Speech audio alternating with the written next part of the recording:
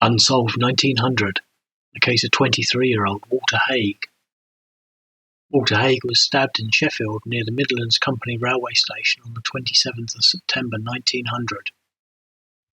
He had been walking towards the Midlands station with his sweetheart when a drunk man seized him by the throat and threw him to the ground and kicked him before running off.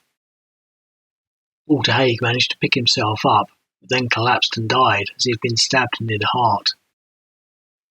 He had been engaged to a woman who had worked as a barmaid at a Carlton hotel in Sheffield, but they had had a disagreement and not seen each other for a while until the previous Saturday when they renewed their friendship. At that time they agreed to meet the following Saturday at the hotel again, which they did. On Saturday night he had gone from Chapeltown to Sheffield to meet the woman after she finished work shortly after 11 p.m. The woman had lived in Areial and they had walked together towards the Midlands Comapny Railway Station in the rain under an umbrella. They had been walking along Sheaf Street, which was not very well lit and was bound on one side by the high wall of the Midland Company's line and on the other side by some works, when they came across a man that appeared to be drunk and was swearing. They ignored him as they were pressed for time to catch the train, but as they reached the entrance to the station that was used by the parcel vans, the drunk man attacked Walter Hague, throwing him to the ground and kicking him. After the assault, Walter Hague got up and thought that he was all right and commented that he wished a policeman had been about and could have taken the man into custody, but he then fell to the ground simply saying, "Oh," and died. Upon examination, it was determined that he had been stabbed with a pocket knife and considerable force had been used as it had gone through his thick coat, waistcoat, shirt front and vest, as well as a considerable amount of flesh.